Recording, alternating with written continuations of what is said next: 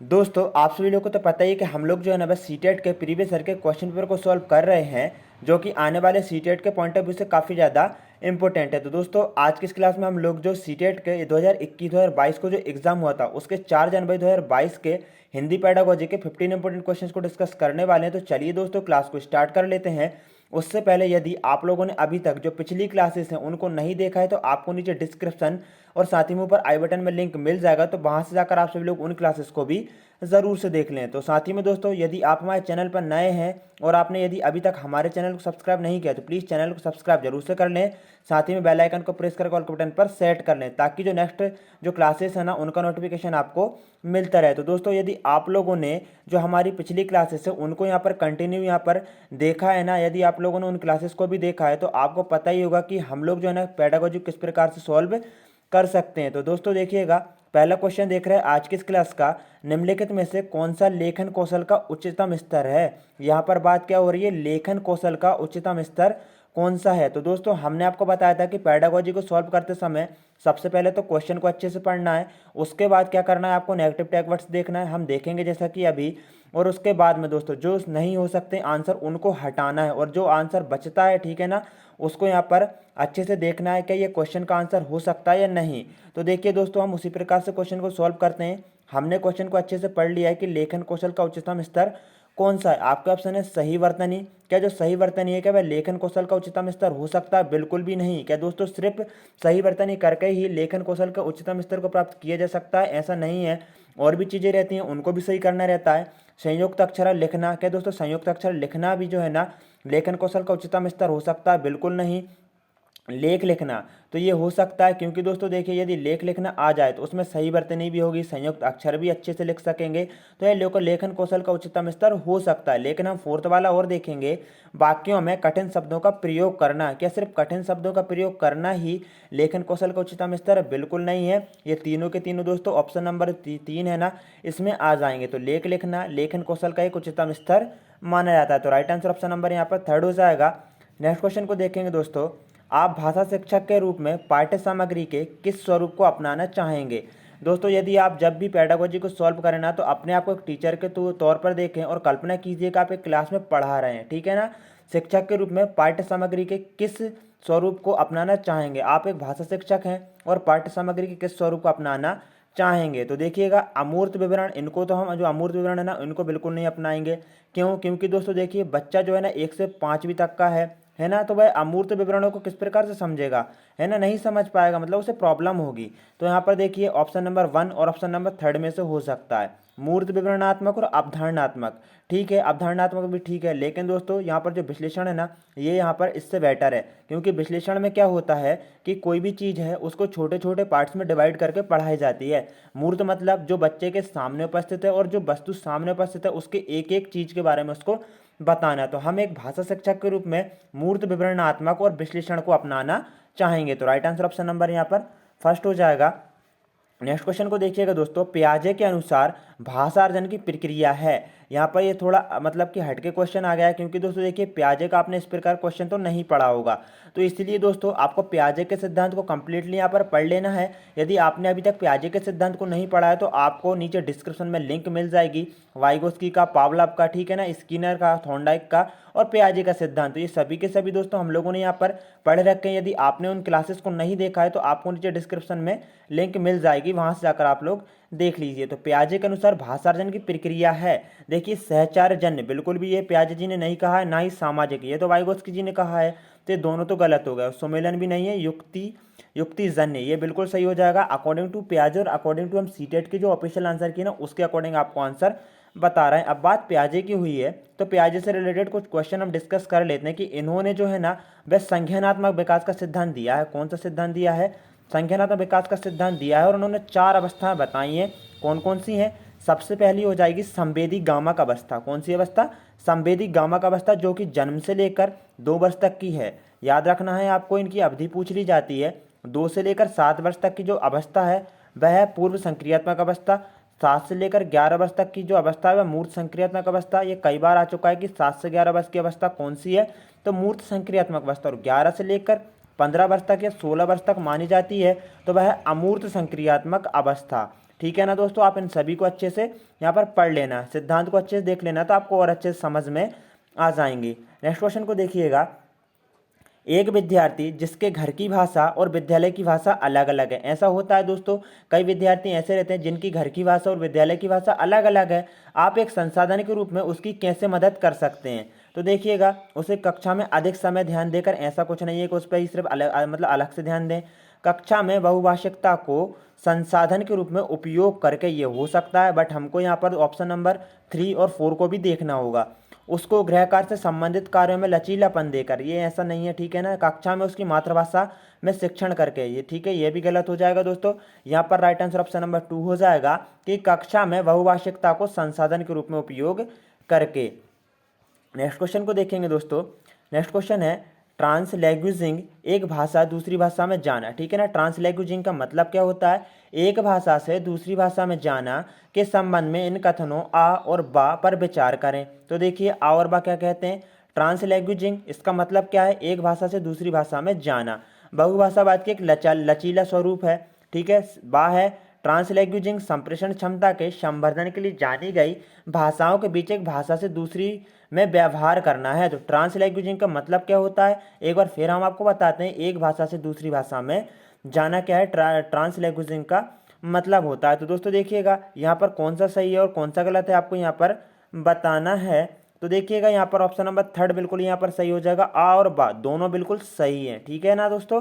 यहाँ पर दोनों के दोनों बिल्कुल सही है। यहाँ पर देखिएगा दोस्तों, ये जो क्वेश्चन है ना, इसको ध्यान से पढ़ लेना, क्योंकि दोस्तों ये जो क्वेश्चन है ना, रिपीट ज़रूर से होते हैं। आगे देखिएगा, नेक्स्ट क्वेश्चन है दोस्तों, समग्र भाषा उपागम में भाषा अधिगम के लिए, मतलब भाषा अधिगम, अधिगम का मतलब क्या होता है? सरल शब्दों में सीखना। जो हम कुछ भी सीखते हैं ना, उसको अधिगम ही बोला जाता है। तो भाषा अधिगम के लिए एक उपकरण के रूप में क्या प्रयोग किया जाता है? तो क्रिया, साहित्य, बाल कविता या फिर खिलौने। तो बताइएगा, समग्र भाषा उपागम की बात हो रही है। तो इसके लिए यदि हम बात करें दोस्तों, तो यहाँ पर हम बात करेंगे ऑप्शन नंबर 2 पे, साहित्य का प्रयोग किया जाता है। और हम आपको जो आंसर बता रहे हैं ना, ये अकॉर्डिंग टू दोस्तों सीटेट के द्वारा जो ऑफिशियल आंसर की जारी की गई ना, उसके अकॉर्डिंग हम आपको यहाँ पर बता रहे हैं। आगे देखिए, कुल भौतिक प्रतिक्रिया टीआरपी में किसकी केंद्रीय भूमिका होती है? जो कुल भौतिक प्रतिक्रिया रहती है टीआरपी में, किसकी केंद्रीय भूमिका रहती है? तो देखिएगा दोस्तों, यहाँ पर मतलब कि ज़्यादा से ज़्यादा लोकप्रियता की बात हो रही है, शिक्षक की, अभिभावक की, परिवार की या फिर विद्यार्थी की।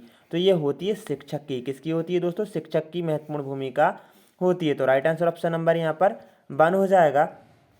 आगे देखिएगा दोस्तों, नेक्स्ट क्वेश्चन है, राष्ट्रीय पाठ्यचर्या रूपरेखा के आधार पर, देखिए राष्ट्रीय पाठ्यचर्या रूपरेखा 2005 के आधार पर पठन कौशल से क्या तात्पर्य है? यहाँ पर बात हो रही है दोस्तों राष्ट्रीय पाठ्यचर्या 2005 की, और उसके आधार पर पठन कौशल से क्या तात्पर्य आपको बताना है। शुद्ध उच्चारण करना, क्या अक्षरों को पढ़ना। देखिए ये ठीक है, लेकिन दोस्तों ये नहीं कहती मतलब पाठ्यचर्या की बिल्कुल ही शुद्ध उच्चारण हो, ठीक है। कभी कभी कठिन वाक्यों को पढ़ना, ठीक है, ये भी नहीं है। समझ के साथ पढ़ना, ये बिल्कुल यहाँ पर सही हो जाएगा। और इसमें दोस्तों सभी के सभी ऑप्शन आ जाएंगे। तो राइट आंसर ऑप्शन नंबर 3 हो जाएगा इसका, याद रख लेना दोस्तों। और रूपरेखा जो 2000 मतलब कि 5 है ना, राष्ट्रीय पाठ्यचर्या की रूपरेखा 2005, इसको पढ़ लेना, क्योंकि यहाँ से क्वेश्चन काफ़ी ज़्यादा बनते हैं। नेक्स्ट क्वेश्चन है, भाषा की पाठ्यपुस्तक का शैक्षिक पक्ष क्या है? जो भाषा की पाठ्यपुस्तक है उसका शैक्षिक पक्ष क्या है? पुस्तक की वर्तनी, पुस्तकों में चित्रों का स्थान, विषय वस्तु का चयन, वर्तनी एवं चित्र सज्जा के उत्तम विषय वस्तु। तो यहाँ पर राइट आंसर ऑप्शन नंबर 3 हो जाएगा दोस्तों। विषय वस्तु का चयन जो है ना, वह भाषा की पाठ्यपुस्तक का एक शैक्षिक पक्ष है। दोस्तों आपको क्लास कैसी लग रही है ज़रूर से बताएं। आपके एक लाइक और एक सब्सक्राइब से हमें ज़्यादा से ज़्यादा मोटिवेशन मिलता है और हम आपके लिए ज़्यादा से ज़्यादा क्लासेस प्रोवाइड कराने की यहाँ पर कोशिश करते हैं। दोस्तों विद्यार्थियों को दी जा रही गतिविधियों पर विचार करें। दोस्तों कुछ विद्यार्थियों को गतिविधि दी गई है, तो उन पर विचार करना है। निम्नलिखित में से कौन सी गतिविधि संप्रेषण कौशल विकसित करने के लिए आप अपनाना चाहेंगे? तो दोस्तों यहाँ पर कुछ गतिविधि दी गई हैं, तो इनमें से वह कौन सी गतिविधि है जिसको दोस्तों बच्चों के मध्य क्या करना है? संप्रेषण कौशल विकसित करना है। तो हम उन गतिविधियों को अपनाएंगे। देखिए, वह एक अभिनेता खाली स्थान है। सप्ताहांत पर मैं सुबह खाली स्थान जा रहा हूँ, फिर मैं शाम 5 बजे तक खाली स्थान वापस आऊँगा, फिर खाली स्थान है। फिर उसके बाद थर्ड है, अपने मित्र से पूछें कि वह सप्ताहांत में कहाँ जाना पसंद करता है और क्यों। ये हो सकता है, ठीक है ना।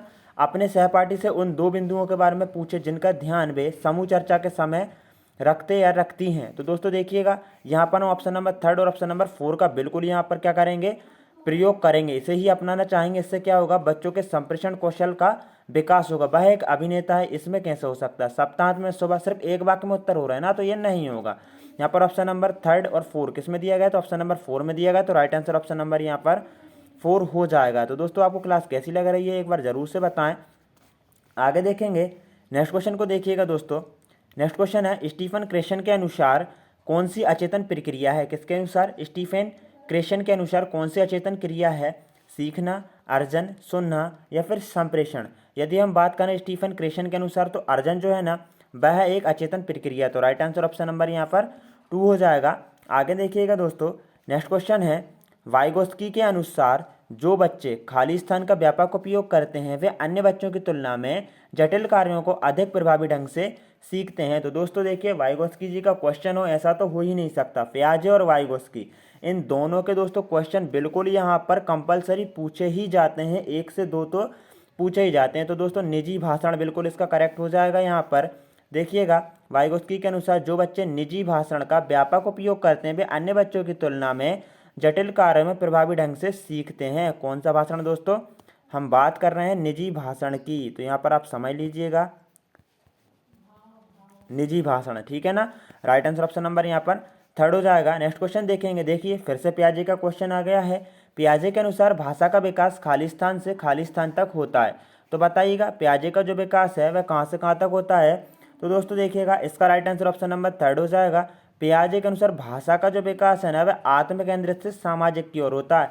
यदि यहाँ पर पियाजे ना होकर वाइगोस्की जी होता तो इसका उल्टा हो जाता, सामाजिक से आत्म केंद्रिता हो जाता। तो राइट आंसर ऑप्शन नंबर यहाँ पर 3 हो जाएगा।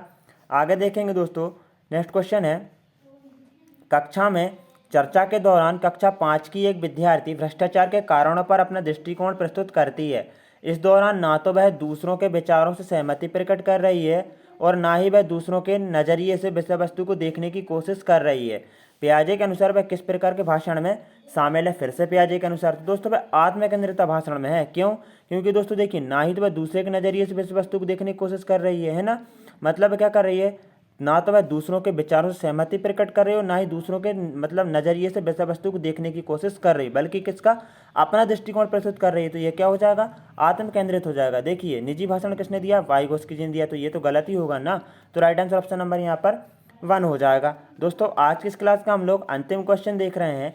जीन पियाजे के अनुसार, फिर से पियाजे के अनुसार आ गया है दोस्तों। लगभग 4 से 5 क्वेश्चन जो है ना आज की इस क्लास में जीन पियाजे से रिलेटेड है और वाइगोस्की से, मतलब हिंदी पेडागोजी के 15 क्वेश्चन में से 6 क्वेश्चन तो ऐसे हो गए जो कि वाइगोस्की और पियाजे से रिलेटेड हैं। तो आपको वाइगोस्की जी और पियाजे को जरूर से पढ़ लेना है। आपको दोस्तों नीचे डिस्क्रिप्शन में प्ले लिस्ट का लिंक मिल जाएगा, तो वहाँ से आकर जरूर से देख लें। और साथ ही में आपको ऊपर आई बटन में भी हम आपको लिंक दे देंगे, ठीक है ना दोस्तों। तो वहाँ से भी आप लोग उन क्लासेस को ज़रूर से देख लें। तो दोस्तों देखिएगा अंतिम क्वेश्चन है, जीन पियाजे के अनुसार, जीन पियाजे के सिद्धांत के अनुसार विद्यार्थी को व्याकरणिक संरचना को समझने के लिए भाषा शिक्षक को क्या करना चाहिए। तो क्या करना चाहिए दोस्तों, समृद्ध लिखित सामग्री प्रदान करें और विद्यार्थी को विभिन्न संरचना खोज करने दें। कि ये हो सकता है, ये हो सकता है बिल्कुल, क्योंकि खोज करने पर पियाजे जी जोर देते हैं। विद्यार्थी को अधिक से अधिक व्याकरणिक अभ्यास करने के लिए दें, ये बिल्कुल नहीं है। विद्यार्थी को पुस्तक से संरचनाओं को याद करने के लिए नेगेटिव टैग वर्ड्स होगा नहीं। विद्यार्थियों को विभिन्न संरचनाओं पर का कोई एक प्रदत्त कार्य दे, तो ये भी नहीं है। राइट आंसर ऑप्शन नंबर 1 हो जाएगा। समृद्ध लिखित सामग्री प्रदान करें और विद्यार्थियों को विभिन्न संरचनाओं की खोज करने दें, तो राइट आंसर ऑप्शन नंबर 1 हो जाएगा। तो दोस्तों आपको क्लास कैसी लगी, 15 में से आपके कितने क्वेश्चन सही हुए हैं जरूर से बताएं कमेंट बॉक्स में कि आपने 14 या फिर 15 में से 15 ही सही किए हैं। तो दोस्तों जय हिंद, वंदे मातरम, मिलते हैं एक और न्यू क्लास में।